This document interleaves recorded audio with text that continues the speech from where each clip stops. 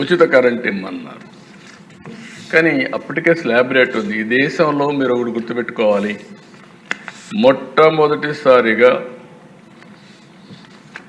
మామూలుగా యూనిట్కి ఇంతనే వ్యవసాయానికి కరెంటు వసూలు చేసే పరిస్థితి నుంచి తెలుగుదేశం పార్టీ వచ్చిన తర్వాత మా నాయకుడు ఎన్టీ రామారావు గారు స్లాబ్ రేట్ ఇచ్చి రైతులను ఆదుకున్న పార్టీ మొట్టమొదటిసారిగా భారతదేశంలో ఆంధ్రప్రదేశ్ రాష్ట్రం 50 రూపాయలు హెచ్పికి పెట్టి అవన్నీ మాఫీ చేయమంటే చేయలేకపోయాం. నేను చేసిన రిఫార్మ్స్ ఉపయోగించుకొని మాఫీ చేస్తామని కాంగ్రెస్ పార్టీ అధికారంలోకి వచ్చింది.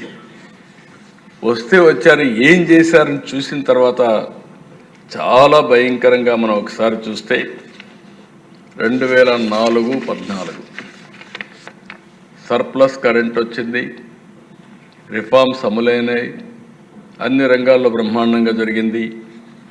వాళ్ళు వచ్చిన 5 సంవత్సరాల్లో దగ్గర మీరు చూస్తే నేనున్నప్పుడు 90% ఇన్స్టాల్డ్ కెపాసిటీ పెంచాను, ప్రొడక్షన్ పెంచాను. 5,634 మెగావాట్ల నుంచి 10,695 మెగావాట్లకు పెంచాం. వీళ్ళు వచ్చి 56% అంటే ఒక 5-6 వేల మెగావాట్లు పెంచారు. PLF ప్లాంట్ లోడ్ ఫ్యాక్టర్ నాకు విజయవాడ ఎప్పుడూ జ్ఞాపకం. విజయవాడ పవర్ ప్లాంట్ ఎప్పుడు 95%. ఈవెన్ గవర్నమెంట్ ఆఫ్ ఇండియా కూడా ఏవి కూడా అంత ఎఫిషియెంట్గా పనిచేసిన సందర్భాలు లేవు. ప్రైవేట్ వాళ్ళు కూడా చేయలేదు అంత ఎఫిషియెంట్గా పనిచేస్తే.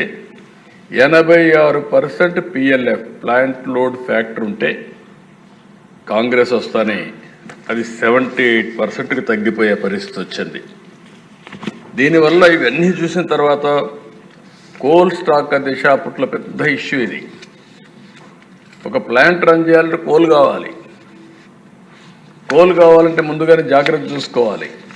వర్షాకాలం తడుస్తుంది, తడిసినప్పుడు దాన్ని ఇది చేసుకోవాలి.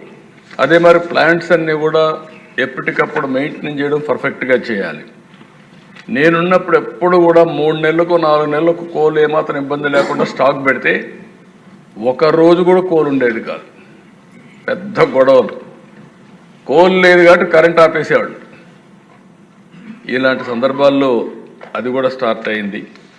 ఆల్ ఇండియా లెవెల్లో 8.7% ఎనర్జీ డెఫిషియట్ ఉంటే 17.6% పెరిగిన ఆంధ్రప్రదేశ్ రాష్ట్రం, మళ్ళీ సమైక్య ఆంధ్రప్రదేశ్లో.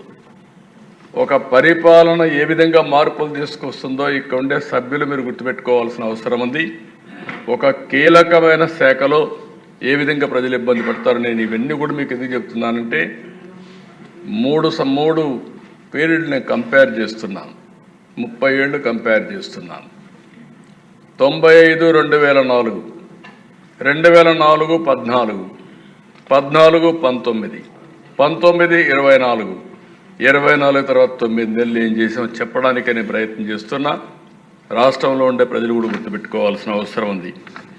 బడ్జెట్ తగ్గించారు. అప్పట్లో నేనున్నప్పుడు 7.8% పవర్ సెక్టర్కి పెడితే వీళ్ళు 5% తగ్గించేశారు. ఇంకో పక్కన దిశ ఆవరేజ్న 2004 వరకు ₹2.55 యూనిట్ కరెంటు ఉత్పత్తి చేస్తే వీళ్ళు వస్తానేది ₹5.25 పెరిగిపోయింది. అప్పట్లోనే 10 ఏళ్లలో రైతులపైన భారం 28,835 కోట్లు వేశారు. ఎందుకంటే ఈ అసమర్థత అన్నీ కూడా వచ్చి ట్రాన్స్మిషన్ లాసెస్ కూడా తగ్గించడంలో ఫెయిల్ అయ్యారు. కడాన దిశ మీరు చూస్తే ఎక్కడికక్కడ మున్సిపల్ కార్పొరేషన్లో 4 గంటలు, మున్సిపాలిటీలో 6 గంటలు, మండల హెడ్ క్వార్టర్లు 8 గంటలు, గ్రామాల్లో 12 గంటలు, ఇండస్ట్రీస్ కోత. స్మాల్ స్కేల్ ఇండస్ట్రీ అయితే కరెంటు వాడితే సర్ఛార్జ్ పేరుతో డబల్ ఛార్జ్. దీంతో చాలా స్మాల్ స్కేల్ ఇండస్ట్రీస్ అన్నీ కూడా మూతపడే పరిస్థితికి వచ్చింది.